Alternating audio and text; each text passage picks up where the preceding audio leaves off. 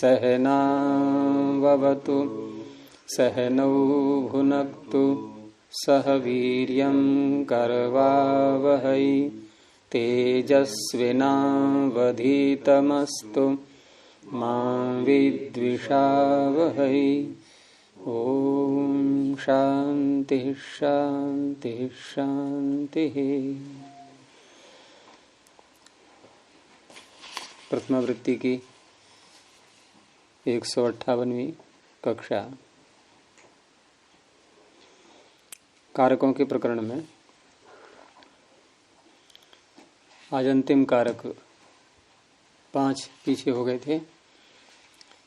अंत में है कर्ता कारक। तो कर्ता कारक का सूत्र, हाँ, इसमें ये अपना कथितंच में ग्रामम अवरुणोद्धि ब्रजम, ये उदाहरण है। ब्रजम में अधिकांश प्राप्ति है। बाढ़ में वो क्या रोकता है कि वो तो सब में कुछ न कुछ प्राप्ति है। प्राप्ति है तो फिर जब, लेकिन उसने उस रूप में नहीं है, क्योंकि गाय अभी है नहीं उसके अंदर। ब्रज के अंदर गाय अभी नहीं है, उसको ले जा रहा है वहां बांधने के लिए। अवरुणद्धि वर्तमान काल की क्रिया है, रोक नहीं लिया है, रोक रहा है, उसको बांधने ले जा रहा है वहां पर, उसको बांधने के लिए। आधार तब बनता है जब चीज वहां पर पहले से विद्यमान है। तो थोड़ा थोड़ा आपको मिलेगा ऐसे ही, ये तो लगेगा कि हाँ अन्य कारक भी प्राप्त हो रहा है। इसलिए सुविधा के लिए फिर वैयाकरणों ने कारिका में उनको संग्रहित कर दिया कि इतनी धातुएं हैं जिनके 2-2 कर्म बन जाते हैं। क्योंकि वैसे सोचना पड़ता, फिर पढ़ने वालों को, अध्येताओं को विचार ही करते रहते कि किसका 2 कर्म है, किसका 2 कर्म है। तो इन्हीं धातुओं में ही देखना है बस, और किसी का होता ही नहीं। ये बुद्धि से अभिप्राय कर दिया, बुद्धि में ज्ञान बोधार्थों के लिए जानना, इस अर्थ वाली धातुएं। ये जाना तद अकीर्तितम आचरितम। अकीर्तित जो सूत्र में अकथित शब्द है, उसी शब्द को लिया है, उसी अर्थ को लिया है अकीर्तित शब्द से। जिसका कीर्तन नहीं किया, जिसका कथन नहीं किया, अकथित अकीर्तित। तद से क्या लिया? कृत संशब्द ने होता है ना, हैं? तद माने इन धातुओं को, इसके इनके जो कर्म है उनको, ये जो ही आदि हाँ, उनको अकथित कहा है। अन्य कोई कारक नहीं प्राप्त करवाया है। हाँ, आचरित माने ऐसा व्यवहार किया है वैयाकरणों ने, कवि ने। छंद भी तो पूरा करना होता है ना, तो शब्दों का चयन उसी आधार पे होगा। छंद है ये। दुहिया चिरुधि प्रचिभिक्षिचियाम उपयोग निमित्तम पूर्व विधौ ब्रुविशासी गुणे न च यत् सचते तद कीर्तितमाचरितम कविना। हो गया छंद। उपयोग, हाँ, उपयोग से क्या है? अब जैसे मैंने बोला वैसे बोलो पहले एक बार। अच्छा। दुहिया चिरुधि प्रचिभिक्षिचियाम उपयोग निमित्तम पूर्व विधौ ब्रुविशासी गुणे न च यत् सचते तद कीर्तितमाचरितम कविना। ये सब कारिकाओं की यही लय चलती है प्राय करके, अगर इसी छंद में आ रही हैं तो। कौन सा छंद है? वो तो मैंने नहीं ध्यान दिया है अभी, कोई ना कोई निकलेगा ही उसमें। जैसे वो हम उपसर्ग करते हैं, वो भी तो ऐसे ही। ये वो वैसा लग रहा है छंद। वो कौन सा होता है? तोटक,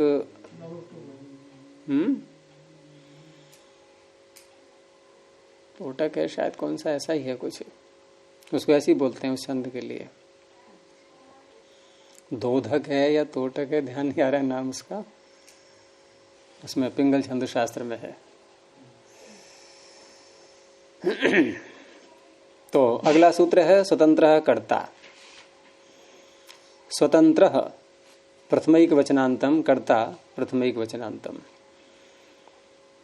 कार्य किया ही रहा है, यानी क्रियाया सिद्धौ।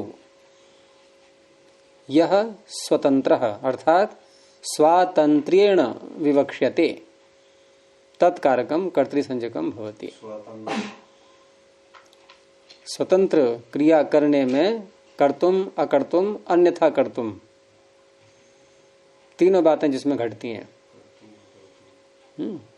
अब पत्ता यदि पेड़ से गिर रहा है तो फल इस बात में स्वतंत्र नहीं है कि मैं गिरूं न गिरूं या ऊपर को जाऊं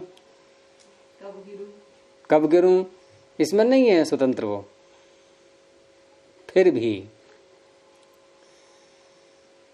भी जड़ पदार्थों में भी हम चेतन के समान व्यवहार करते हैं। भाषा में ऐसे प्रयोग होते हैं तो कहेंगे यही पत्रम पतति। अब वहां जो हमने उसको कहा स्वतंत्र कर्ता, क्योंकि लगाएंगे तो यही सूत्र, तो ये गौण स्वतंत्र कहलाएगा। ये वैसा स्वतंत्र नहीं है। स्वतंत्र के शब्द का मूल क्या अर्थ क्या? स्वतंत्र अपना शासन, तंत्र। हाँ, किसी दूसरे का नहीं। तंत्र कहते हैं शासन के लिए, और शासन की बातें जिन शास्त्रों में होती हैं वो भी तंत्र कहलाते हैं। फिर शास्त्र भी तो वही है, शासु अनुशिष्टौ, ये हम पर शासन ही तो कर रहे हैं, तो उनको तंत्र भी कह देते हैं। इसलिए शास्त्रीय में जो है वो तांत्र ग्रंथ आते हैं, तांत्रिक। हाँ, तांत्रिक ग्रंथ हैं वो तो खैर एक अलग अर्थ में ले लिए इन लोगों ने, लेकिन वास्तव में वो तांत्रिक नहीं है, क्योंकि तंत्र शब्द इसी में आता है। जैसे हम कहते हैं परतंत्र, स्वतंत्र, गणतंत्र, प्रजातंत्र, तो सर्वत्र वही है तंत्र का तात्पर्य। गणतंत्र का अर्थ क्या है? जहाँ गण का शासन है। गण कहते हैं समूह के लिए, अर्थात प्रजा ही चुन करके अपने प्रतिनिधि को भेजती है, ये गणतंत्र हो गया। प्रजातंत्र में चुनाव नहीं होते, वो राजतंत्र में चुनाव नहीं होते। वहां राजा अपना शासन करता है, फिर उसका उत्तराधिकारी बन जाएगा राजा, प्रजा चाहे या न चाहे। अब वो परिपाटी समाप्त हो रही है धीरे धीरे विश्व में, अब बहुत से देश बन चुके हैं गणतंत्र। तो इस तरह से देवदत्तः पचति, तो इन्होंने दोनों प्रकार के दे दिए उदाहरण, एक चेतन कर्ता और दूसरा हो गया स्थाली पचति। अब स्थाली में हम ये स्वतंत्रता देखें तो वैसे तो नहीं घटेगा, लेकिन व्यवहार में हम चेतन को, जड़ को भी चेतन के समान मान लेते हैं। तो देवदत्तः पचति, यहाँ देवदत्त कर्ता हो गया। अब इस देवदत्त कर्ता में प्रथमा विभक्ति किससे होगी? किससे होगी? एक ही सूत्र है, प्रातिपदिकार्थ लिंग परिमाण वचन मात्रे प्रथमा। अर्थात आपको अनभिहित के अधिकार में नहीं जानना है अब, क्योंकि ये देवदत्त अभिहित हो गया। क्यों हो गया अभिहित? क्योंकि लट लकार कर्ता को कहने के लिए ही आया है, लह कर्म नीचे भावे सूत्र से। ऐसे ही स्थाली पचती। हाँ, वो आपकी इच्छा है, आप स्वतंत्र हैं, आप करता हैं, कोई सा भी किसी अर्थ में भी लकार लाए। तीनों ऑप्शन है उसके पास में, तो तीनों ऑप्शन है, आप जो चाहें सो ले लें। गुरु जी ये इसी में जैसे देवदत्ता पढ़ती, देवदत्ता कोई भी ये जो अनविहित कर्मणि ऊपर विभूति आपने बार वो बताई थी, वो कैसे प्रयुक्त होती? ये अनविहित कर्मणि प्रथमा विभूति क्या? अनभिहित कर्म में प्रथमा द्वितीय होती है, अनभिहित कर्ता में तृतीया होती है। अब यही लकार हम लट लकार यदि हम इसमें कर्ता में न ला करके और कर्म में या भाव में लाएंगे तो कर्ता हो जाएगा फिर अनभिहित। अब कर्तृकरण तृतीया, इससे तृतीया होगी उसमें। आपने वो बताई थी, जो है परिभाषा बताई थी, अनविहित कर्मणि वार्तिक बताया था अनभिहित कर्मणि वार्तिक। वो तो अभिहित प्रथमा बोलते हैं, ये तो सत्यपति जी बोलते हैं अभिहित प्रथमा। अभिहित प्रथमा ये तो उल्टा हो गया है, उसी कर लिया है लोगों ने, ये कोई वैसा वार्तिक नहीं है। हाँ, तो अभिहित प्रथमा यानी अभिहित में प्रथमा होती है, सीधी बात होगी, वो चाहे कर्म हो या कर्ता हो, वो चाहे कर्म हो या कर्ता हो, यानी अभिहित कारक में प्रथमा होती है।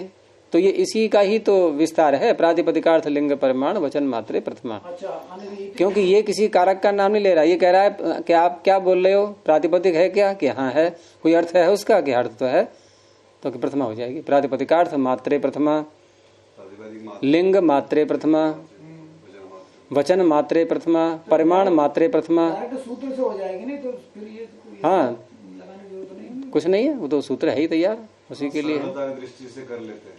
जब कर्मवाच्य में करेंगे, जब कर्म अनविहित कर्म प्रथमा कर देते तो अविहित में प्रथमा हो जाती है, दृष्टि को लोग प्रयोग कर लेते हैं। तो ये कर्ता संज्ञा ये तो हो गई मुख्य। अब एक कर्ता संज्ञा और किसी और की भी है, वो अगला सूत्र है, तत्प्रयोजको हेतुश्च। तत्प्रयोजकः प्रथमैक वचनांतम हेतु प्रथमैक वचनांतम च अव्यपदम। अब तत्प्रयोजकः में सर्वनाम शब्द आ गया, तत् जो कि पूर्व का परामर्शक होगा, तो पीछे कर्ता शब्द आया हुआ है, उसी को तत्शब्द लेगा, यानी कर्तुः प्रयोजकः तस्य प्रयोजकः तत्प्रयोजकः तस्य कस्य तस्य कर्तुः। तो जो कर्ता संज्ञा पीछे की थी, उस कर्ता का जो प्रयोजक है, अब उसको लिया गया है, कर्ता को नहीं लिया है, कर्ता का जो प्रयोजक है। तो तस्य प्रयोजकः अर्थात प्रेरकः यो अर्थः तत्कारकम हेतु संजकम भवति चकारात् कर्तृ संजकम च। अब उसकी दो संज्ञाएं की इन्होंने, कर्ता संज्ञा भी होगी उसकी, और एक नाम और जोड़ दिया गया हेतु, उसका अपना प्रयोजन है हेतु नाम जोड़ने का। कर्ता संज्ञा पहले प्राप्त हुई, हेतु तो ठीक है, हेतु कर दिया उसको, स्वतंत्र कर्ता पहले से ही प्राप्त था। स्वतंत्र प्राप्ति उस रूप में तो नहीं कह पाओगे आप, वो बात अलग है कि आप लकार लाएंगे तो कर्ता में लाएंगे, ऋणिस प्रत्यय करने के बाद कर्ता में लाएंगे, इस तरह से। लेकिन ये अपवाद न बन जाए, क्योंकि यहाँ प्रकरण चल रहा है आपका आ कडारा दे का संज्ञा। क्योंकि कोई प्रश्न कर सकता है कि यहाँ च कहने की क्या आवश्यकता थी, तत्प्रयोजको हेतु हो, तो फिर ये होता कि पता नहीं कोई अनुवृत्ति ला पाए न ला पाए कर्ता की अर्थ करते समय, और फिर इसको अपवाद न मान लिया जाए, जैसे यचिभम कर दिया पद संज्ञा के बाद। ये स्वतंत्र रूप से पहले वाले सूत्र से तो हेतु को तो कर्ता होते ही भी नहीं ना, क्योंकि करने वाला तो जो है, जो स्वतंत्र करता है वो उसको तो करता है। नहीं, उसको इस रूप में लेंगे, जैसे पढ़ाता है तो पढ़ाने की क्रिया कौन कर रहा है, जैसे भेजता है तो भेजने की क्रिया कौन कर रहा है, वहां तो स्वतंत्र है वो, भेजे न भेजे, तो इस रूप में कर्ता बन जाएगा, वो कर्ता बन जाएगा, लेकिन हेतु नहीं बनेगा। हेतु संज्ञा बिना किए नहीं, कर्ता तो संज्ञा हो जाएगी पिछले सूत्र से, हेतु संज्ञा नहीं हो पाएगी। अच्छा, तो गुरु जी फिर दो कर्ता मानने पड़ेंगे, तो ये तो क्या नाम है, हाँ दो कर्ता हैं, क्या बात है, दो करते, हाँ दो कर्ता हैं, ना यहाँ हेतु शकार की कोई जरूरत नहीं। दो कर्ता होने पर एक हो जाएगा अकथित अनभेद, एक हो जाएगा अनभेद। फिर तो कर्म होने लगेगी अनविहित में तो। हाँ तो उसमें होता है ऐसा, तो आप बताएंगे अभी। तो इस तरह से यहाँ जो है ना, जिसको ही हम हेतु संज्ञा कर रहे हैं, मैं ये कह रहा था ये सूत्र में अगर चा न पढ़े तो ये कर्तृ संज्ञा का अपवाद बन जाएगा। अपवाद क्यों बन जाएगा, क्योंकि आकटारा दे का संज्ञा। तो सूत्रकार ने च पढ़ दिया है कि देखो यहाँ समुच्चय करना है आपको, यहाँ कर्ता को भी लाना है। क्यों करता तो अब स्वतः ही आ जाएगा, स्वतः क्यों आ जाएगा, ये तत्प्रयोजक तस्य प्रयोजक तत्प्रयोजक तस्य कस्य तस्य करता तो ही रहा ऊपर से, प्रयोजक की बात हो रही है। तत्से कर लेते। हाँ, ये हेतु संज्ञा किसकी कर रहा है, प्रयोजक की कर रहा है या कर्ता की कर रहा है, ये दूसरा व्यक्ति है ना ये तो। तो इसकी कर्ता संज्ञा नहीं हो पाती अगर चा ना पढ़ते तो। क्यों, आकटारा देगा संज्ञा एक ही तो नहीं है।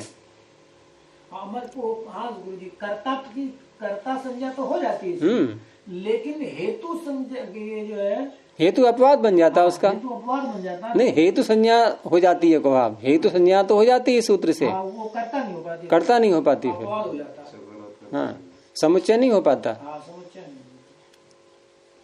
और करनी है दोनों हमें। हाँ अभीष्ट थी इसीलिए चल। तो जहाँ पे कर्ता नहीं होएगी वहाँ पे हेतु होएगी। जहाँ तक कर्ता संज्ञा नहीं होगी वहां पर हेतु होगी। कर्ता तो सब जगह होनी ही है, लेकिन प्रयोजक भी है यदि वो कर्ता के साथ साथ, तो एक नाम एक उपाधि उसको और मिल जाएगी। ये बोनस में मिल रही है हेतु संज्ञा। जैसे देवदत्ता कटम करोति, देवदत्त चटाई बना रहा है। अब पूछा भाई देवदत्त से कि भाई तू चटाई बना रहा है, ये किसके कहने से बना रहा है? क्योंकि तुझे हमने कभी देखा नहीं ऐसे इतनी जल्दी सुबह उठते ही काम करते हुए। सुबह सुबह उठ करके बनाने लगा, तो पता लगा अरे कोई और है वो बनवा रहा है अपने लिए। तो तम यज्ञ दत्त प्रयुंक्ते, ये तो हमने उसका अर्थ खोला है कि उस देवदत्त को जो कि चटाई बना रहा है उसको यज्ञ दत्त प्रयोजित प्रेरित कर रहा है। ये हो गया प्रयोजक बन रहा है वो। तो अब क्या कहेंगे? यज्ञ दत्त कटम कारयति, यज्ञ दत्त चटाई बनवा रहा है। ठीक है, अब किससे बनवा रहा है? देवदत्त से। तो देवदत्त कौन है अब यहां पर?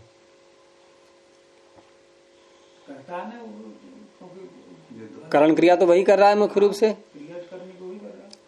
लेकिन कार्यति में जो लट लकार आया वो तो उसकी वजह ये एक कर्ता को बोलेगा।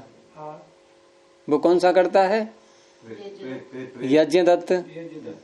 वो दो को क्रिया दो को नहीं कहती कभी भी, ये ध्यान रखें हमेशा। अगर उसका विशेषण है तो बात अलग हो गई, वो तो वही हो गया फिर। वही मैं अब इसी गुरु जी पहले पूछ रहा था ना, दो कर्ता हो जाएंगे तो क्रिया तो एक क्रिया को देगी। हाँ, क्रिया तो एक को ही कहेगी। हाँ, उसी यज्ञ दत्त का अगर कोई विशेषण साथ में है तो वो तो वही हो गया, एक ही हो गया, वो तो कोई बात नहीं।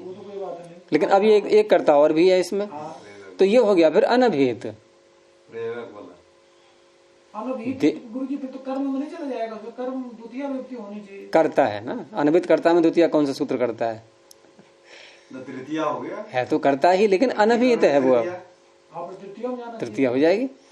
तो यज्ञ दत्त देवदत्ते न कटम कारयति, और हिंदी में भी आपका वाक्य बन जाएगा ऐसे ही कि यज्ञ दत्त देवदत्त के द्वारा चटाई बनवा रहा है। जो मूल व्यक्ति बना रहा है वो तो तृतीय में पहुंच गया, वो तृतीय में पहुंच गया। हाँ, जो बनवा रहा है वो मुख्य हो गया यहाँ पे। अब क्यों मुख्य हो गया? इसलिए कि इसका नाम हेतु रखा है पाणिनि ने, अब कर्ता के साथ साथ। तो हेतु रखा है, तो जो सूत्र है हेतुमति च, वो ये कहता है कि धातु यदि हेतु वाली है, हेतु मत, मत माने वाला, अगर धातु हेतुमत वाली है तो ऐसी धातु से ऋणिच प्रत्यय होता है। तो क्री से पहले ऋणिच ले आएंगे, क्योंकि क्री धातु हेतु वाली हो चुकी है। अब उसके साथ में जो शब्द है उसका नाम हेतु रख दिया गया है, तत्प्रयोजक को हेतुश्च से। तो हेतु वाली होने से अब उससे पहले ऋणिच आएगा। उसके बाद दोबारा क्या करेंगे? अपडेट,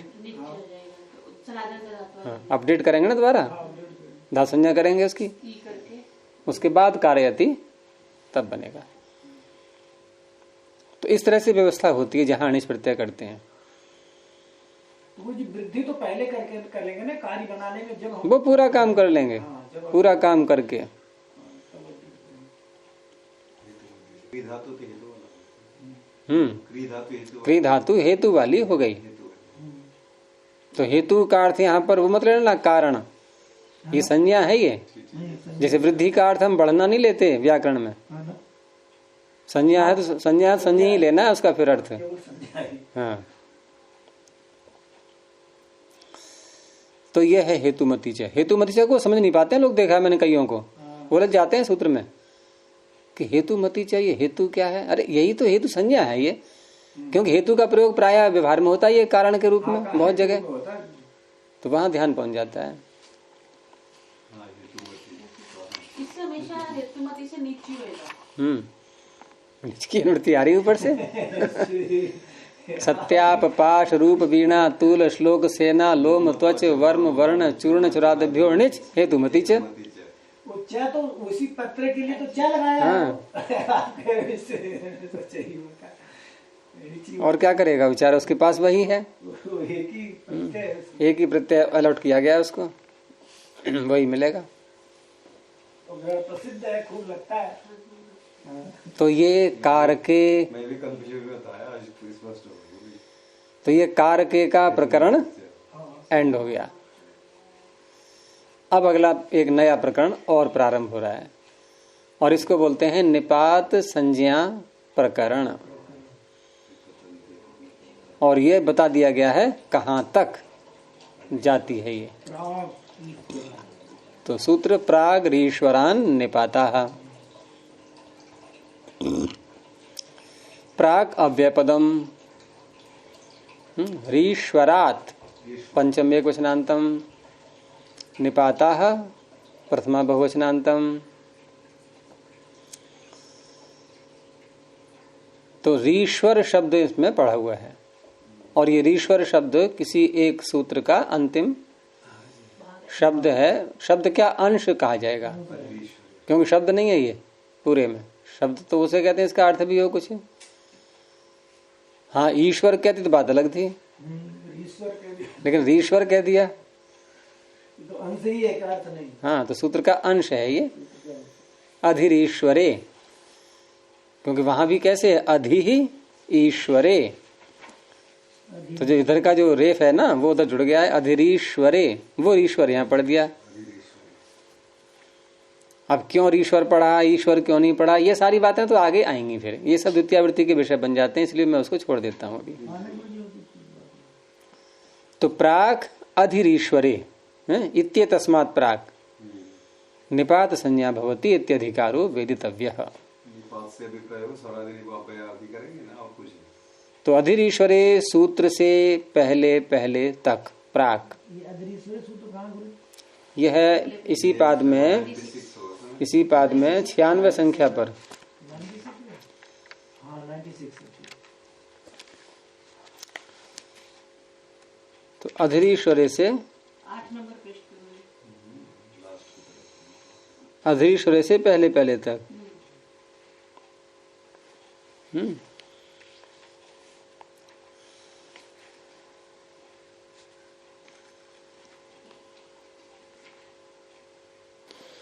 अब इसमें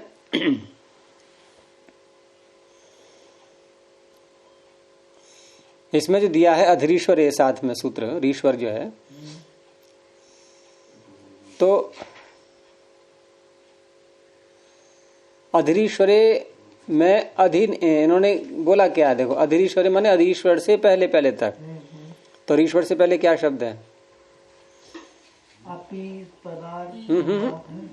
ईश्वर से पहले अधि। अच्छा हाँ, ईश्वर का बड़ा ठीक है, ईश्वर से पहले अधि है। तो वो भी चलो आपको उत्तर मिल ही गया, क्योंकि ईश्वर पढ़ते तो पता नहीं क्या अर्थ उसका निकलता। सूत्र न ले लिया था कि सूत्र से पहले, जैसे अगर ईश्वर पढ़ते तो अर्थ हो जाता कि इस सूत्र से पहले पहले। अब यहाँ सूत्र नहीं है, ये जो ईश्वर टुकड़ा है इतना, इससे पहले पहले, तो इससे पहले क्या है अधि, तो अधि भी चपेटे में आ गया, यानी अधि भी निपात है। अच्छा, अब अधि की अनुवृत्ति अगले सूत्र में जा रही है, क्या है, तो वहां भी अधि पहुंच रहा है, तो वहां भी निपात नाम होगा इसका, होगा कि नहीं। उसके आगे फिर नहीं है कुछ भी। तो अब क्या अर्थ होगा इसका, यानी निपात संज्ञा का अधिकार कहाँ तक जाएगा, विभाषा क्रिय तक। आ गया समझ में, अब यहां तक जाएगा। तो यहां तक जितने भी ये शब्द आएंगे आगे, इन सब की निपात संज्ञा ऑटोमेटिकली होती चली जाएगी। वो सूत्र तो अपना अपना और भी कार्य करेंगे वो, कि भाई ये इस अर्थ में आता है, ये इस अर्थ में आता है, या अन्य संज्ञाओं का समावेश भी होगा, जैसे उपसर्ग आदि है, गति है, कर्म प्रवचनीय है, ये सब नाम आएंगे आगे। लेकिन इन सब के साथ में क्योंकि एका संज्ञा का अधिकार चल रहा है, तो ये समाविष्ट होती जाएगी साथ में निपात। इन निपात अवश्य करनी है, आप दूसरी करो या मत करो। निपात से क्या फायदा अव्यय निपात ना, और बस ये सब सभी, फिर तो सभी नहीं, और भी होते हैं, स्वरादि कार्य भी करते हैं। निपाता आद्युदात्ता वो भी होते हैं। तो जैसे सूत्र आएगा आपका चादयो सत्वे, चादय च आदि, तो वहां निपात संज्ञा का अधिकार पहुंचा, तो अर्थ हो गया च आदि वर्णों की असत्व अर्थ में निपात संज्ञा होती है। द्रव्यवाचक न हो ये। च का अर्थ क्या होता है? और कौन सा द्रव्य है वो? जो पहले बताया गया ना, संयोजक चिन्ह पहले वाले को और क्यों कहेंगे? और में तो और ही आएगा। रोटी और पानी। तो संयोजन तो चा का अर्थ रोटी है या पानी है? ना कुछ भी नहीं, दोनों को जोड़ता है, तो इसलिए किसी द्रव्य को नहीं बोल रहा है वो। किसी को नहीं बोलता वो। वाह अथवा हाँ, कौन सा द्रव्य है? वो हमें नहीं। ह निश्चय कौन सा द्रव्य है? अह च वा ह अह एव ही कौन सा द्रव्य है? तथा तो ऐसे होते हैं ये शब्द। किंतु परंतु सब ऐसे हो जाएंगे। हाँ कुछ और तो दे ही रहा है, अब ये वो दृढ़ ही कर रहा है किसी चीज तो। और च जैसे बात यह है कि द्रव्य कौन सा है, द्रव्य तो बस ये कहो कि द्रव्य नहीं है, अर्थ तो देगा ही कुछ ना कुछ। बिना अर्थ के तो शब्द का ही प्रयोग नहीं होता। अर्थ तो है ही है। अगर निरर्थक शब्द होगा तो आप प्रातिपदिक संज्ञा ही नहीं कर पाओगे उसकी, और प्रातिपदिक संज्ञा नहीं कर पाओगे तो सुबादि प्रत्यय नहीं आएंगे, सुबादि प्रत्यय नहीं आएंगे तो पद नहीं बनेगा, पद नहीं बनेगा तो अपदम न प्रयोजिता, प्रयोग नहीं कर सकते। प्रयोग करने का अधिकारी तब मिलेगा जबकि सार्थक होगा। तो इसमें निपात संज्ञा करने से स्वरादि निपातम अव्ययम से अव्यय संज्ञा, अव्यय संज्ञा के बाद जो स्वाद्योत्पत्ति होती है उसमें जब कोई विभक्ति कोई कारक नहीं बनता, कोई प्रत्यय नहीं प्राप्त हो रहा है, तो प्रथमा व्यक्ति का एक वचन सुप्रत्यय आ जाता है। क्योंकि प्रातिपदिकार्थ लिंग परिमाण वचन मात्रे प्रथमा, प्रथमा तो आ ही जानी है, कोई नहीं आएगी तो। अब कोई कारक नहीं है यहाँ पर, ये च वा ह अह ये कोई कारक नहीं है, ये क्रिया के होने में कोई सहायता नहीं कर रहे हैं। तो फिर कौन सी व्यक्ति आए? प्रथमा, वो तैयार बैठी हुई है। अब प्रथमा में फिर तीन प्रत्यय हैं, कौन सा वचन आए? फिर ये प्रश्न उठा। एक वचन ले, दो वचन ले, तो बहुत्व द्वित्व तो यहाँ संभव ही नहीं है, कोई नहीं, फिर वही एक वचन बैठा हुआ। तो जो एक वचन वाला वही आ जाएगा सुप्रत्यय। उसका अव्ययादाप सुपह से लुक हो जाएगा। काम सारे हो गए, प्रत्यय चला भी गया, समाप्त हो गया, लेकिन जाते जाते इसका नाम पद रखवा गया। वो अच्छा हाँ, कितना काम कर गया वो। यही प्रयोग हो रहा है, प्रयोग नहीं हो पाता।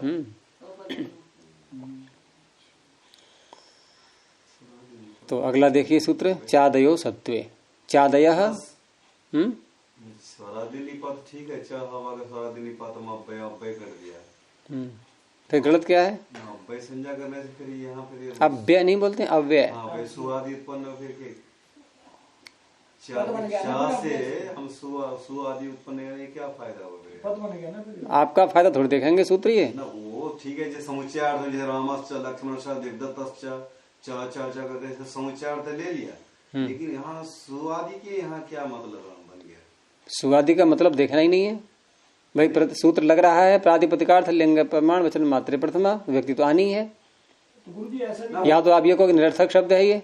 वो नहीं कह रही है तो ठीक है, कह दिया रामश्च लक्ष्मणश्च देवदत्तश्च समास मतलब क्या है गुरु जी, कर दिया कह रहे हैं कि मतलब क्या निकला इसका? निकला क्या? सुप्रत्यय का फायदा क्या हुआ? सुप्रत्यय का मतलब निकलने की बात नहीं हो रही है, लेकिन जब च शब्द बोला आपने तो बिना प्रत्यय लाए आप इसको जो है प्रयोग ही नहीं कर सकते आप। वो पद संज्ञा हुई ना, पद के लिए लागू हुआ। च पद है कि नहीं है? चाकी पद संज्ञा होगी न चाह के हमने यहाँ समुच्चय अर्थ में लिया, यहाँ पद से यहाँ क्या लाभ हो गया? ठीक है गुरुजी, ठीक है। पद से लाभ ये होगा कि आप बोल पा रहे हो अब रामश्च लक्ष्मणश्च, आप काव्य में बोल नहीं सकते। नहीं तो आप बोल नहीं सकते। जब हम प्रयोग कर रहे हैं, हाँ आप प्रयोग तभी कर पाओगे जब सुप्रत्यय लाओगे तभी, नहीं तो नहीं कर सकते। कोई न कोई विभक्ति होनी चाहिए। लेकिन हम कभी दिखाते तो नहीं हो। तो आप दिखा कैसे दोगे जब ये जो है लुक हो गया इसका, लुक अव्ययादाप सुपह से। कैसे दिखाते जो हो? कहते हैं अपदम न प्रयुंजित, चाहे गद्य हो चाहे पद्य हो, कहीं पर भी जो भी हम प्रयोग कर रहे हो वो पद है, पद की और हैसियत उसको आप यूं कह सकते हो कि जो भी हम बोलते हैं वो विभक्त्यंत होता है, अविभक्तंत होता है, इसीलिए बस। लेकिन इसको दिखाई नहीं देते। वो चाहे तिंगंत हो या सुबंत हो। सुबंध हो, कोई भी हो।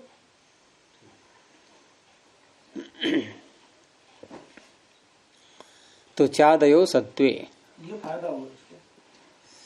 चादय प्रथमा बहुवचनांतम, असत्वे सप्तम्ये क्वचनांतम। बहुत बड़ा गण है ये काशिका में, चादी गण। च वा ह अह एव नूनम शश्वत युगपत कुबित, इस तरह से बहुत से शब्द हैं इसमें। चादीगण अलग कर पचादीगण अलग है। पचादी गण वो कौन सा है? नंदीग्रह पचादी व्योमिनी। तो वो छोटे छोटे गण, वो तो अवान्तर गण धातु पाठ के अंतर्गत वाले हैं। वो गणपाठ में नहीं मिलेंगे आपको कोई। ये चादी गणपाठ जो पुस्तक है ना अलग से, कल किसी ने कहा वो गणपाठ में, क्योंकि पचादीगण इसमें है, भवादीगण के अंदर छोटा सा है, लेकिन उसमें लुई छेदने तो नहीं आती। पचादी गण अथ पचाद्यो वह अंता नवो भयतो भाषा। हाँ। इसके अंदर दुपचपा के शच भज रन। तो लूई छेदने आप क्यों ला रहे थे इसके अंदर? लुई छेदने लोलू बना रही थी मैं, तो नंदी ग्रह लगाना तो पचादी भी से नीच करेंगे, अच्छे लेके आएंगे। हाँ, तो पचादी आकृति गण है ये। हाँ, आकृति गण फिर किस में होते हैं? आकृति गण ये होते हैं कि इस जैसे अच प्रत्यांत तो कोई शब्द आपको दिखाई दे तो पचादी में मान लेना। नंद्यादि भी आकृति गण है, ग्रहादि भी आकृति गण है, पचादी भी आकृति गण है। इनका कोई परिगणन नहीं होगा। और जो आकृति गण नहीं होते हैं वो आपको यहाँ मिलेंगे। जैसे हमने कहा घटादि गण, घटादयो मितः सूत्र था ना इसमें, वो आकृति गण नहीं है। आकृति से अभिप्राय जैसे पचादी कह दिया, तो पच जैसे धातु है इसी टाइप के क्या ये क्या? हाँ, इसका ये अर्थ हुआ कि जैसे पचह अच प्रत्यय करके शब्द बनाया हमने, ऐसे ही अच प्रत्यांत यदि और भी कोई शब्द आपको मिल रहा हो तो उसकी धातु पचादी गण में मान लेना, इसलिए उत्पन्न हो जाएगा। इसे कहते हैं आकृति गण। पचादी का कोई परिगणन नहीं मिलेगा आपको कहीं पर भी कि ये पहले पच है फिर ये है फिर ये है फिर ये है। जब आकृति गण कह दिया तो परिगणन कैसे करेंगे उसका? पच के सदृश ऐसे क्या? तो ये रिकॉर्ड कहाँ मिलता है गुरुजी कि ये आकृति गण है? किस पाठ में आते हैं? जब ये पढ़ाया जाएगा सूत्र आपको, उस समय आपको ये व्याख्या बता दी जाएगी, फिर आप औरों को पढ़ाना, फिर उनको बता देना, फिर वो औरों को पढ़ाएंगे, वो उनको बता देंगे। चलता रहेगा ऐसे ही, चलता रहेगा सिलसिला ऐसे ही और 2 अरब साल तक, जब तक सृष्टि समाप्त नहीं होगी। कहीं कोई समस्या नहीं आएगी। अब आपको पता लग गया ना। हाँ। मैंने देखा पचादीगण में लुई छेदने है नहीं, तो इन्होंने इतना बड़ा सूत्र लगा दिया। तो 3 प्रत्यय है ही ऐसे जो तीनों आकृति गण से होते हैं, ल्यू णिनी अच, जिसमें अच का बहुत ही प्रयोग होता है।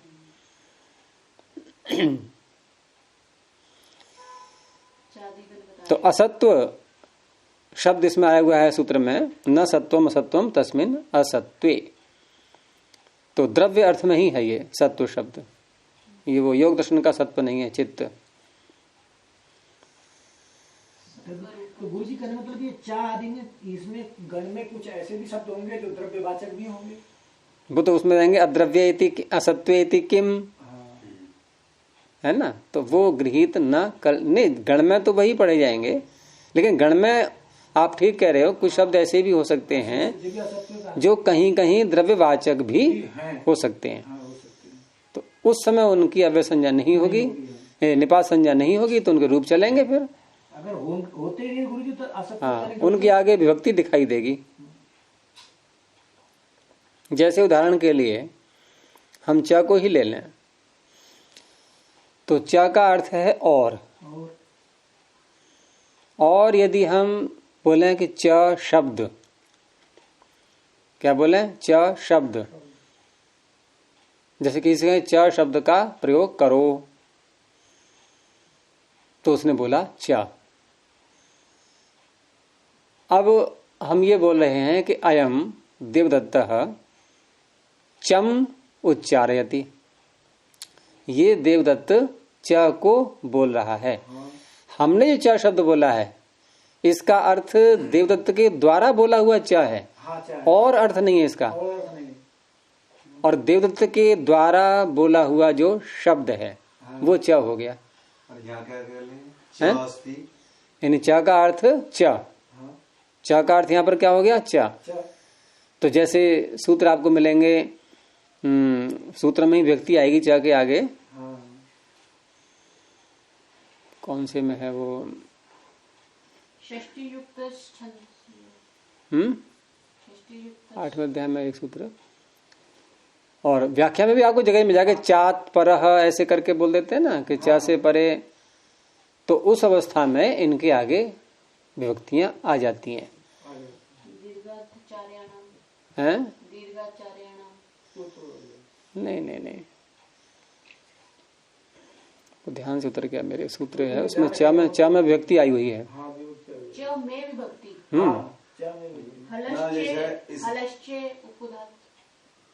नहीं, इस प्रकार से प्रयोग करने गुरु जी। च अस्ति, च है, च अस्ति ऐसे कर लेता ना, मैं च है। यहाँ च के मतलब क्या बनता है? मतलब यही है वो। आप क्या अव्यय संज्ञा करके संधियां हटा दोगे? आप अव्यय संज्ञा करके प्रकृति भाव को भी करना चाह रहे हो क्या? देखो, अव्यय संज्ञा करने मात्र से प्रकृति भाव नहीं होता, प्रकृति भाव होता है प्रक्रिया संज्ञा करने से। है तो वहां पर आपको निपात एका जनांग लगाना होगा, तब आप करेंगे उसकी प्रक्रिया संज्ञा, तब आप संधि नहीं कर पाएंगे। लेकिन वहां निपात एका जनांग में एक आच में कर्मधारय समास है, तो चा तो आएगा नहीं उसमें। उसमें अ इत्यादि आ जाएंगे। यहाँ तो बहुरी समास कर लेते तो किसमें? निपात एका जनांग में एकाच। तो आप मनमर्जी से आप मनमर्जी कर लोगे बहुरी समास, फिर चा नहीं फंस जाएगा उसमें। हाँ, फिर चा में कैसे करोगे संधि? फिर संधि नहीं हो पाएगा। फिर कितना बवाल मच जाएगा। बहुरी समास करेंगे, संधि नहीं हो पाएगा। हाँ, फिर तो फिर कैसे कर लोगे आप? समास ही लेना पड़ेगा।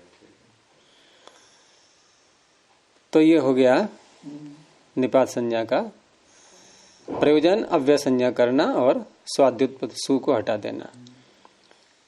अब अगला सूत्र देखिए, प्रादय उपसर्गाः क्रिया योगे। प्रादयः प्रथमा बहुवचनांतम, उपसर्गाः प्रथमा बहुवचनांतम, क्रिया योगे सप्तम एकवचनांतम। अब ये है, ये आकृतिगण नहीं है प्रादि, ऐसी ऊपर चादी वाला भी था। तो प्र आद्रियशाम ते प्रादय, ये 22 हैं। प्र परा अप सम अनु अव नि निस निर दुस दुर वि अधि सु उत परि प्रति अभि अति अपि उप आंग। कुछ लोग और क्रम से याद कर लेते हैं, क्रम अलग अलग मिल जाते हैं इनके, संख्या उतनी बैठेगी 22। इनको प्रादि बोलते हैं। तो ये सूत्र भी संज्ञा सूत्र है। अब आपको पता लग जाएगा कि निपात संज्ञा में क्यों पढ़ा है ऐसे प्राक। तो प्राक पढ़ने से ये वहां तक अवश्य पहुंचेगा, और संज्ञा हो या न हो। नहीं तो एका संज्ञा का अधिकार चल रहा है, ये बड़ी समस्या हो जाती। फिर यहाँ एक ही संज्ञा होती, ये प्राक पढ़ने से तो निपात तो होगी ही, एक संज्ञा और बढ़ गई यहाँ पर। वो कौन सी है? उपसर्ग। तो गुरुजी अब ये फिर ये इसका नहीं आपका डायरेक्ट एका संज्ञा का अब यहाँ वो नहीं पड़ेगा बाधक? वो तब होगा जबकि कोई विशेष प्रयास नहीं किया गया है, एक सामान्य रूप से चल रहे हैं। जैसे सुप्तिगंतम पदम चल रहे हैं, फिर यची भम, तो पद रुक गया। अच्छा, सामान्य रूप से एक ही होगी। ये क्योंकि कह दिया गया इसलिए यहाँ दोनों हो जाएंगे। तो क्रिया योगे क्रिया योग ऐसा नहीं गुरुजी, जैसे कि पहले जैसे आची भम से उसको रोक दिया, ऐसे प्रादय उपसर्ग कह दिए तो निपात रुक गया। हाँ, तो वो इसलिए रुकेगा कि प्राग ईश्वरात कह दिया है, अधिकार चला दिया पहले से ही उसका, पहले चला दिया। एक सीमा निर्धारण कर, हाँ, कि ये तो जाएगा ही वहां तक। हाँ, और जो आएंगे इसमें सब रोकने का कोई सवाल नहीं होता। जैसे किसी को निर्देश दे दिया, देखो तुम वहां जा रहे हो, तुम्हें ये काम तो करना ही है, अन्य कोई काम तुम्हारी इच्छा हो करो या मत करो, वो तुम्हारी इच्छा है। बाजार से ये चीज तो लानी ही है, और जो मन में आए वो ले आना, न मन में आए तो मत लाना। ये कथन सामर्थ्य से क्या है? हाँ, ये सूत्र सार्थक तभी होगा। कहीं नहीं मिलेगा उस बेचारे को तो असत्ववाचिनः प्रादयः, असत्व यहाँ भी आ रहा है ऊपर से, असत्ववाचिनः प्रादयः क्रिया योगे वर्तमानाः निपात संज्ञका भवन्ति उपसर्ग संज्ञकाश्च। तो असत्ववाची ये भी रहेंगे प्र आदि सारे, तो इनकी निपात संज्ञा तो होती ही है, लेकिन यही जब क्रिया के योग में आएंगे तो इनकी उपसर्ग संज्ञा भी होगी। तो इसमें क्या है कि इस सूत्र के हम दो तरह से अर्थ कर सकते हैं कि प्र आदियों की, ध्यान से सुनना, प्र आदि शब्दों की क्रिया के योग में उपसर्ग और निपात संज्ञा होती है। अब मान लो क्रिया के योग में प्र नहीं है, कहीं पर अकेला आ रहा है। विश्वानि देव सवितर दुरितानि परा परा है आ, या भद्रम तन्न आ, अलग अलग तो आते हैं वेदों में, देखा होगा आपने। तो अब ये न तो निपात कहलाएंगे न उपसर्ग कहलाएंगे। ये दोनों संज्ञाएं कब होंगी? क्रिया के योग में। ठीक है। अब दूसरा अर्थ करते हैं हम कि प्र आदियों की निपात संज्ञा होती है, और जब ये क्रिया के योग में आते हैं तो उपसर्ग संज्ञा भी होती है। अब अकेले प्र की भी हो जाएगी, प्र आदियों की भी हो जाएगी। नहीं, प्र आदियों की निपात संज्ञा होती है, ये पहला। असत्ववाची प्र आदियों की निपात संज्ञा होती है, पहला अर्थ है। और बोला मैंने, क्रिया के योग में जब आते हैं ये तो उपसर्ग और निपात संज्ञा होती हैं। तो अब अकेले प्र आदि आएंगे तब भी उनकी निपात संज्ञा तो हो ही जाएगी, उपसर्ग संज्ञा नहीं होगी। तो इसलिए क्या किया है कि इसके सूत्र के योग विभाग कर दिए महाभाष्य में, प्रादय को अलग कर दिया, और उसमें निपाता की अनुवृत्ति, वो असत्व की अनुवृत्ति और निपाता आ ही रहा है ऊपर से कि असत्ववाचक प्र आदियों की निपात संज्ञा होती है। फिर सूत्र आया उपसर्गा क्रिया योगे, इसमें प्रादय की अनुवृत्ति ले आए कि यही प्र आदि जब क्रिया के योग में आते हैं तो उपसर्ग संज्ञा भी हो जाती है। तो आप भले ही योग विभाग न करें, अर्थ यही लेना है आपको। इसमें गुरुजी चादेव जो है ना, चादेव जो विभाग करने की क्या जरूरत है? चादेव और सत्य कह दिया, चाह सारे उपसर्ग जितना है उसमें नहीं आता है क्या? नहीं, उसमें इनको नहीं पढ़ा, 22 नहीं आता है। नहीं, वो अलग है। तो इस तरह से इसमें क्या क्रम दिया इन्होंने? प्र परा अप सम अनु अव। अच्छा, इसमें और क्रम से है नि निस निर दोस्तुर भी अधि सूत। पता नहीं मैंने कहाँ से ये क्रम अपना याद कर रखा है, बचपन से मुझे यही क्रम से याद है, और जिस क्रम से मैंने याद किया वो आज तक मुझे नहीं मिला कहीं भी। ध्यान नहीं आ रहा है मैंने कहाँ से याद किया ये क्रम। बड़ी कौमुदी में भी दिया हुआ है, उससे कौमुदी वगैरह, क्योंकि इसमें प्र परा अप सम अनु अव, यहाँ तक तो सही आ गया। अब निस निर है, लेकिन मेरा याद है वो पहले नी है, फिर निस, फिर निर। वैसे मेरे क्रम में एक वो भी लग रहा है समानता सी कि नी एक बार में आ गया सारा, नी निस निर। ना इस प्रकार से गुरु जी अपने ले लिया हो ना, ये ना ना ना ना, इसके तीनों का एक जगह में करवा दिया आपने। जैसे ही अलग करके ना कर ना, आन के बाद नी ले गए, आपने क्या नी निस निर सहायता कर, तो एक साथ आ गया ना वो। हाँ, वही आ गया। तो कोई ना कोई कारण तो रहा ही होगा। तो क्रिया के योग में जैसे प्र उपसर्ग, प्र जो है अभी उपसर्ग नाम नहीं, प्र एक शब्द है और नी धातु के साथ में हमें उसको लेना है। तो नी धातु ये है क्रिया, तो क्रिया के योग में जब ये आ गया तो इसका नाम हो गया उपसर्ग। ठीक है, और निपात भी हो गया। अब उपसर्ग नाम होने से यहाँ लाभ क्या हुआ है? निपात नाम होने से तो ठीक है चलो, लेकिन उपसर्ग नाम होने से क्या लाभ होगा? उपसर्ग नाम होने से जो 8वें अध्याय में सूत्र आएगा जहाँ नकार को नकार किया गया है, हाँ, उसी के प्रकरण में उपसर्गाद असमासेपि ऋणोपदेशस्य, उपसर्गाद असमासेपि ऋणोपदेशस्य, ये क्या कहता है? उपसर्ग से उत्तर समास न होने पर भी जो अणोपदेश धातुएं होती हैं उनके नकार को णकार हो जाता है। उपसर्ग तो णीय प्रापणे असमासेपि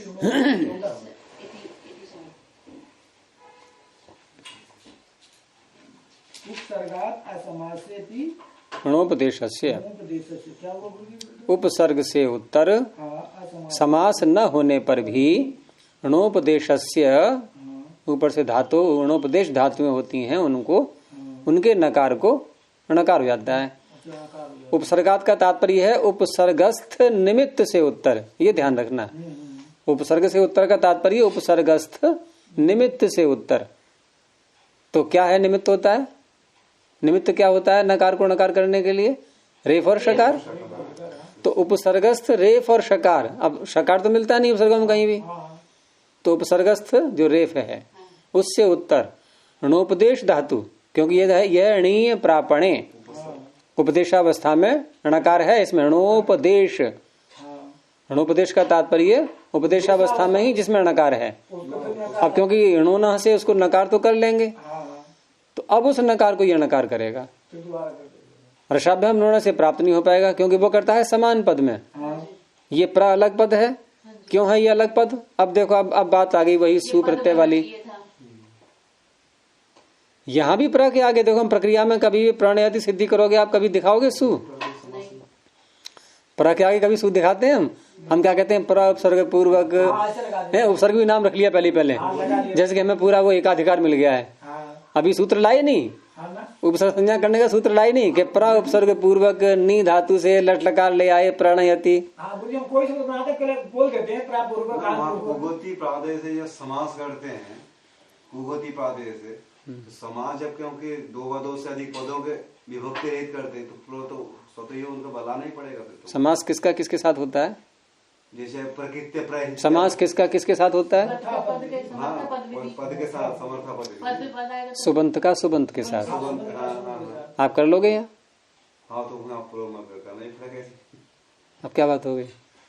अरे सुबंत का सुबंत के साथ समास करोगे आपके धातु के साथ कर लोगे समास? सुबंत के साथ सुबंत करेंगे। फिर तभी तो कहा है असमासेपी, उपसर्गाद असमासेपी।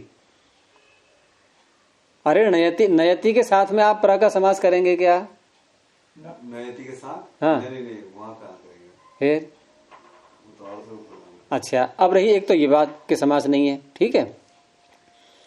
दूसरी बात यह है कि ये भिन्न भिन्न पद हैं, नहीं तो रसाभ्याम णोना समान पदे लग जाता। और नयति पद है ये तो ठीक है, सुप्तिगंधम पदम, लेकिन प्रभी पद है क्या? हो जाएगा ना, निपात है। तो वो मैं कहने जा रहा था कि सु प्रत्यय लाना अनिवार्य है कि नहीं यहाँ भी? अब नहीं तो आप पद नहीं बना सकते इसको। सु लाएंगे हटाएंगे, लेकिन ये दिखाते नहीं सिद्धियों में अभी। उपसर्गस्थ निमित्ता ये है ना, उपसर्ग तिष्ठति उपसर्गस्थ, उपसर्गस्थ आपने कहा ना कोई जगह उपसर्गस्थ निमित्ता। बात ये नहीं हो रही है, बात हो रही है इसको पद बनाने की। मैं उस पर ध्यान दिला रहा हूँ आपका। अब कोई आप ये प्रश्न कर सकते हैं क्यों बनाए पद हम इसको? अरे ठीक है, उपसर्गस्थ, उपसर्ग तो नाम हो ही गया इसका। उपसर्गस्थ निमित्त से उत्तर और णोपदेश धातु के नकार को नकार कर लेंगे, हम क्यों बनाए पद?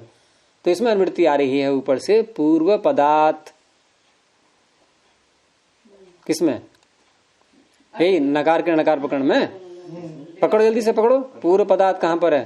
तीसरा सूत्र है ना, देख लो, पकड़ लिया उन्होंने। पूर्व पदार्थ तो पूर्व पदार्थ को ले जाओ आप इसमें उपसर्गात में। अब यानी पूर्व पद जो उपसर्ग है, क्या है उपसर्ग? नहीं, पद। पद कब बनेगा? जब सु लेके आएंगे। बस वही दिखाने जा रहा था मैं। एक बात है, हम उसको लाएंगे क्यों? पूर्व पदार्थ नहीं मानते हमारा जो बिना पूर्व पदार्थ नहीं, ये प्रकरण लगेगा ही उसी में। ये प्रकरण लगेगा ही तब, ये सूत्र लगी तब पाएंगे, क्योंकि पीछे कहा है रसाभ्याम णोना समान पदे। अब समान पद से उल्टा आप क्या करोगे कि एक अलग पद एक अलग पद। तो एक अलग पद वो कौन सा है? पूर्व पद। अब जो हम नकार को नकार करने जा रहे हैं ये उत्तर पद में करने जा रहे हैं सब जगह।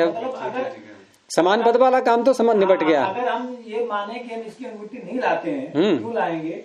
तो फिर ये मिलेगा ही नहीं, ये पूर्व पद मिलेगा ही नहीं। पंचमी विभक्ति तो ये सूत्र लगेगा ही नहीं न को न करने के लिए। पंचमी विभक्ति निर्देश होने का समान पद तो है नहीं। प्राप्ति नहीं है। समान पद नहीं है, और विपरीत जो भिन्न भिन्न दो शब्द हैं उसमें एक पद है, एक पद है ही नहीं, पद है नहीं। तो कैसे कर लोगे आप? एक बात है, तो ये ऐसी चीजें कुछ याद रखनी चाहिए कई लोगों को उलझाने के लिए, जो थोड़ा। तो इस तरह से ये निपात संज्ञा अपना कार्य यहाँ जो यानी उपसर्ग जो संज्ञा की गई है इनकी, हाँ, तो उपसर्ग संज्ञा करने से एक तो वो भ्रांति हटा देना कि समास वाली, हाँ, जैसे आप कह रहे थे ना समास, क्योंकि समास सुबंत का सुबंत के साथ होता है, हैं? ऐसे नहीं हो जाता इस तरह से। तो फिर वहाँ क्या करेंगे गुरु जी? यहाँ तो समास ही कर रहे हैं वो गुरु तो जी। समास है ना वहाँ जी। आगे समास में कत्वाल है, आप कर रहे हैं यहाँ, तो समास ही तो कर रहे हैं गुरु जी। कहाँ पे?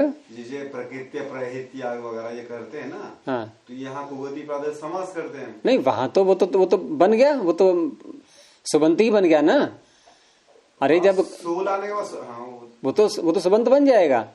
प्रा का आप क्री के साथ समास कृत्वा के साथ करोगे समास, ठीक है, हाँ, तो कृत्वा सुबंत पद है कि नहीं है? पद है। आप सुप लाएंगे तभी तो कृत्वा बना पाएंगे, तो सुबंत का सुबंत के साथ हो गया, सुबंत है कृत्वा।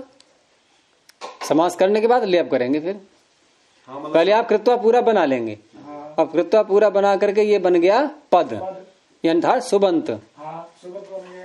इधर फिर ये प्रा भी सुबंत करना पड़ेगा आपको पहले। अच्छा एक बात है गुरु जी, फिर वहाँ जब हम कुगति प्राप्त दया से ये प्र लगा कर कृत्य बनाते हैं, जब वहाँ हम समास करते हैं तो वहाँ भी पद नहीं दिखाते इसको प्रा को, तो वहाँ भी दिखाना चाहिए। हाँ, ऐसे ही कर वहां भी लेते दिखाना हैं। चाहिए। ऐसे हाँ, वैसे मादर कर लेते तुक्के हैं। में। असल में ऐसा होता है कि जहां जहां हम अव्याद आपस पर लगा करके हटा देते हैं ना इनको, तो वो नहीं दिखाते उसको, फिर ये उसको दिखाते ही नहीं है। पहली बार नहीं विद्या सीख रहे हैं, क्योंकि हम लोग इतना हम लोग पढ़ते पढ़ाते हो, लेकिन जानकारी हमें होनी चाहिए, भले ही हम उसको न दिखाएं, लेकिन कोई शंका कर बैठे हाँ, कि ये पद नहीं है तो आप कैसे प्रयोग कर पा रहे हैं, या यहीं पर प्रणयति में आपने कैसे नकार कर लिया, पूर्व पदस्थ निमित्त उपसर्ग से उत्तर होता है ये, और पद संज्ञा हमने की नहीं क्योंकि सुलाए नहीं थे, तो ये जानकारी पूरी होनी चाहिए, तभी होता है। हाँ, क्योंकि हम लोग को ये बताया भी तो नहीं गया ना कि गुरु जी उसका फायदा नहीं बताया गया ना, हमने ध्यान दिया इस बार। तो इस तरह से प्रणयति परिणयति प्रणायक,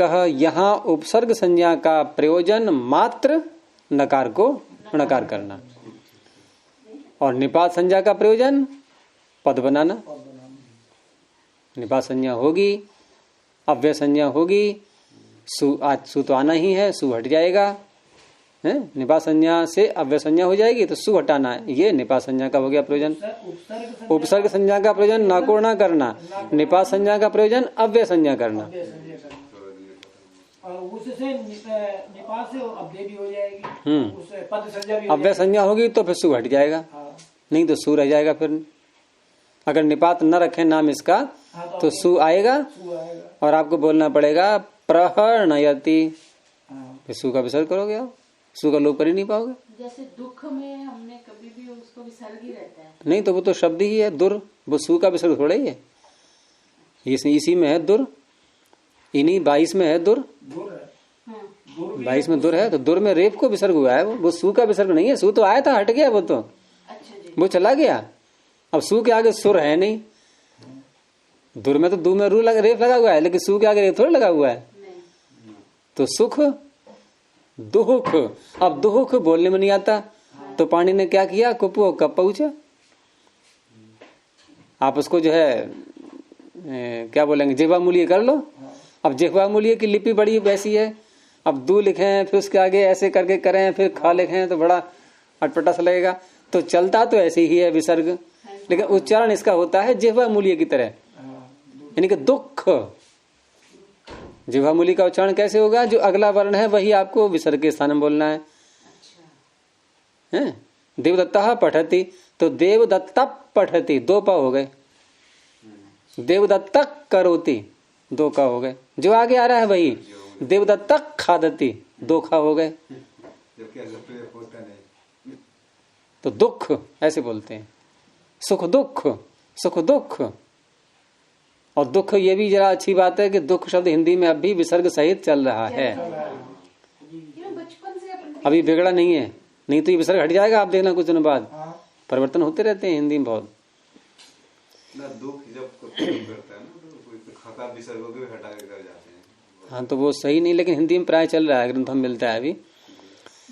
तो ये हो गया उपसर्ग संज्ञा का निपात संज्ञा के अंतर्गत। आगे एक संज्ञा और जुड़ेगी, अब उसका नाम गति होगा, ये फिर देखेंगे आगे। अब प्रणव ध्वनि। ओ